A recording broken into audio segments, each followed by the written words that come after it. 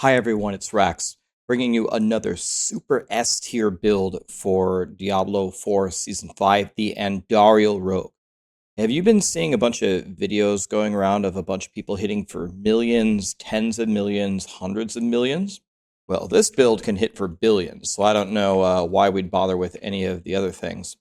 It's kind of hard to see. There's a million, you can see the ticks right there for 1 billion in the center, 1.3 billion. This can actually get up to beyond 3 billion ticks. I've heard people saying they get up to 10 billion poison ticks. And it's all centered around this mythic unique Andariels. So in order to play this particular build, you do need to have at least this mythic unique in order to play it. But of course, like with all guides that we do, we will start from the very beginning as if you're a level 1 rogue with absolutely nothing. So the first thing that I need to do is give credit to Mippy. The author of the Maxroll guide wrote this. It's an amazing build. He also has a video down here which probably explains everything in much greater detail than I can. So if you want to show him some love and go over there and check him out, that would be very much appreciated. I'll link everything down below. Okay, so if you have an Andariel, so you can just put this together, but let's say that you don't. Let's say you don't even have a rogue. Well, I would strongly recommend doing the Barrage Rogue leveling guide written by my good friend Dioxide. This is what I played, leveling up the rogue. It's very, very easy. It's very straightforward. You just play Barrage, you level up Barrage, and you play with Shadow Imbuement and Poison Imbuement. Shadow Imbuement's going to blow up the whole screen. Poison Imbuement's going to do massive damage to the bosses. Life is going to be pretty easy, especially because you can go get some of the powers like Branching Volleys and Shadowed Plunge and Hawazar. You can go get them if you don't already have them to make life very easy. When you get up a little higher, there is, of course, an endgame Barrage build. You can go down here for endgame gear and skill progression. Just starting out, leveling up to 100. Maybe you still don't have an Andariel. You just can't find it. That's fine. You can go in the endgame for the Pit and the Infernal Hordes and the Tormented bosses until you finally get 4 Sparks or the Andariel's drops for you. And now you're ready to play the actual build. So it's called Andariel's Rogue for a reason. By the way, there's a starter version where Andariel's is all that you have. Then there's the speed farming version and the maximum DPS. I'm going to talk about the mythic speed farming version because this is probably what most people will play. And this build is just crazy, crazy strong. So you might assume correctly from the description of the build Andariel's Rogue that the whole thing is based around Andariel's damage. That's one thing that's I'm trying to keep my mouse still. That's one very important thing to understand. We're not trying to scale any other damage. So we're going to use Barrage to apply Andariel's, but we don't care about Barrage's damage. We're going to use Poison Imbuement to activate a bunch of other damages, but it's not Poison Imbuement, it's Andariel's. It all comes back to Andariel's. That's the key thing to understand here. So we can quickly look at a bunch of the other pieces. So Tyrael's, when you're looking for it, is just the huge survivability increase. It gives you the DR, it gives you the maximum all res. It's going to keep you alive through virtually everything. Starless Skies is the other mythic. If you have it, that will really help you. It's just going to help you with your resources. It's also going to give you increased damage. It also has Lucky Hit on it. By the way, if this wasn't obvious, from Andariel's, there's 2 pieces of it. It's Lucky Hit, 20% chance. So stacking our Lucky Hit is one key component. The other thing is, well, how do we get more Andariel's procs? How do we get more attacks out? Or how do we get Barrage to ricochet or pierce or hit everything? So that's going to be our main things besides just scaling the damage itself. How do we raise our Lucky Hit? How do we attack faster? How do we get the barrages to go everywhere to make everything die? So Starless Skies does a great job of this. It has attack speed, it has Lucky Hit, and then the power is going to help us not only with damage, but also with our resources. Then you have the Crux. This is a very interesting one. Your subterfuge skills, like your Poison Trap, are going to drop a little totem. And this thing is very interesting. When you hit it, it like ricochets your damage everywhere. It just helps you get more Andariel's procs. But it's also very interesting in group play. It seems like when the sorcerers are hitting this totem, it like magnifies their damage and just blows up everything. Not sure exactly, I haven't specifically tested it, but this totem seems to be doing some very weird things in the player's favor right now. So this is why we are looking for this dagger. It's for that very interesting little totem that spawns. So then we have Creeping Death. So we do increased damage over time to enemies for each different crowd control that they're affected by. If only there was a new unique that got reworked that just gives us a shitload of crowd controls. Oh, wait, Fists of Fate, Lucky Hit, 75% chance to apply a random crowd control effect. So if we're attacking at the speed of light, with our attack speed everywhere, and it gives us the colossal lucky hit chance, and it applies all these crowd controls, then we get a massive amount of damage from Creeping Death. The Bursting Venoms, this was used in a lot of the very first Lilith kills. I remember using this poison-imbued skills. They create that toxic pool. When that toxic pool is there, you have infinite poison imbuement. When you're spraying that, you're going to get a ton of damage, obviously. And then Branching Volleys, this is going to give us the ricochets, 90% chance to split into 2 arrows whenever they ricochet. We want to spread stuff everywhere as fast as we can to get as many Andariel's procs as possible to kill everything. Rounding this up here, Umbrus is used in a lot of rogue builds to stay alive, just gives you a lot of Dark Shrouds. And then Noxious Ice is going to give us 35% poison damage to frozen enemies. Okay, so that pretty much rounds out the gear. There's a couple different variations here, but that's the main one that I've been playing. So looking at this right up here from Mippy, so when we cast Barrage with Poison Imbuement, we activate Andariels and Bursting Venoms. We talked about that. So one very interesting thing is the key passive Close Quarters.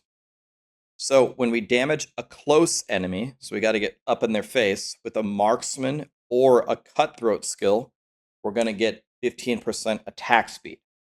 And then when we have both up, we're going to get increased damage equal to our damage to crowd controlled bonus. Okay, so we want to keep the attack speed bonuses up. So Barrage is the Marksman portion of this. So we use Shadow Step or Dash every 8 seconds to do the Cutthroat part. So you spam attack, you activate your poison view, you spam your barrage, you drop your totem, and you drop your ultimate. And then every 8 seconds, you want to dash or shadow step. If you had to choose one or the other, use dash. And the reason why is your shadow step is your unstoppable. So if you're in trouble, you need your shadow step to be up. So if you, all things being equal, choose dash instead. But that's going to keep up your close quarters combat. Okay, that's how we min-max that. Then when we drop the poison traps, it's going to drop that little totem, and it's going to activate our deadly ambush. Now, let's read this for a second. You deal 22% increased critical strike damage to enemies affected by your trap skills. Wait a minute, there's something very fishy here. We're doing Andariels. So Andariels is a damage over time, and damage over times can't crit. And Rax, you said that we're just increasing the damage of Andariels, but they can't crit. So why in the hell are we taking this? It's bugged, and it works. That's why we test stuff. It works. Probably not going to work next season, but it works this season, so we'll take it. Just a huge damage multiplier that's not supposed to be there. We already talked about the Umbacrux spawning that totem with high velocity, attacking really fast in the piercing and the branching, the ricocheting and the splitting. You're going to get more Andariel procs. When you lay your death trap with preparation, by the way, most builds either use combo points or inner sight. Not this time. Preparation, we want to reset our ultimate skill and give us damage reduction. And the reason why is because when we reset it, we get no witnesses. Which also explains another weird thing in our weapons, you might think, oh, we take damage over time. No, we take ultimate damage. Take ultimate damage for no witnesses.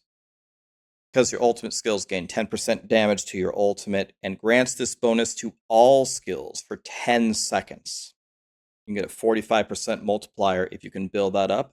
That's why you take the diamonds. And this build, because of the Fist of Fate and the insane attack speed, you're going to stagger the bosses instantly. So pretty godly right up here from Mippy, just explaining how everything works. Now, here's another thing that I believe Ava from Maxroll has been very, very important in studying here. So shout out to Ava. In Diablo, there is, in the stat sheet, there is an attack speed cap. So let's see if I can find it here. Where is the attack speed? My bad. Where is it? Where is it? Probably up in the damage. Attack speed, okay? And the cap here is 100%. But you can actually get attack speed from multiple sources in the game. So the 100% attack speed from cap 1 is very simply explained as attack speed from your gear, right? Stack it on your gear, you masterwork your gear up. A lot of those mythics give you tons of attack speed. Bam, you're at 100%. That's not all. There is another cap that you can get from cap 2 from things like legendary aspects and things like passives. So you can actually reach both attack speed caps with this build to be an absolute machine gun, which is why in the guide it recommends taking alchemical advantage here and masterworking it up. Because when you reach rank 9 and the other stats listed here, when you have high velocity and the both bonuses from close quarters, you can actually reach all the attack speed caps.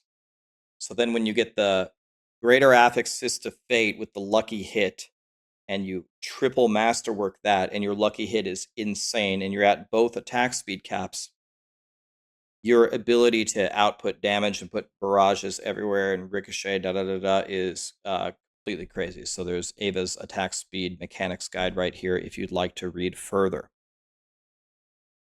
So, I mean, in general, it's just all about stacking damage to Andariels. To read a bit further, if you look at the skill tree, again, this might have made sense for the first thing that we explained, but we're throwing barrages everywhere with poison imbuement. We're doing things like dropping poison traps, but everything is level 1. We get 3 from item contributions. So barrage is level 1, poison trap is level 1, poison imbuement is level 1. Why? Because we're doing everything to scale Andariel's damage. Ranks to barrage don't make you do more damage with Andariels, nor does ranks to poison imbuement. They don't make you do more damage with Andariels. We're only scaling Andariels, so here are all the things that do work, which is why we buff all of these things and ignore these things, in case you were wondering. And I think that pretty much covers it. There are a lot of other very in-depth mechanics, so I would encourage you to watch Mippy's video, give him a like, give him a sub, thank him for the guide. This is one of the most fun builds I've ever played. You just feel like God. You just fill the whole screen with poison. You just obliterate everything. Honestly, my guy doesn't have the greatest gear in the world, and he doesn't have like the best masterworking ever. You can see this is ticking for 1.5 billion here in the middle. But if you really, really min-maxed it, the damage output here is very, very hard to beat for anything. And you could even do more damage if you switch to the maximum DPS version, which is sitting right here, which throws in things like smoke grenade. So there's another level even beyond if you'd like to do that. So if you have a rogue, for the love of God, get an Andariels and play this. I promise you won't regret it. If you have any questions, you could stop by my stream, or even better, stop by Mippy's stream. Just tell him you love the build and love the guide here. Let me give real quick a shout out to one of my very long time sponsors, GFUEL. They're doing a BOGO for a week. This is my favorite one by far. Clickbait. My favorite ones are Fruit Punch, Sour Fruit Punch, and Clickbait, but they just keep sending me Clickbait, so that's what I keep drinking. They're doing a BOGO for a week, so shout out to them. There'll be a link down below. If you guys like GFUEL, there's no sugar and no calories in any of GFUEL's products. So, shout out to GFUEL. Shout out to Mippy. Shout out to Maxroll. Thank you so much for watching, guys. More build guides are coming. And actually, the morning that this is coming out, we are getting, what is it, Gamescom in Cologne, Germany? Is it Gamescom? So we should get some mega announcements for Diablo 4. I'm going to be live streaming it if you want to watch it with me. And if you don't have time to watch it, no problem. I'll make a recap video. I'll tell you everything that you missed. Thank you.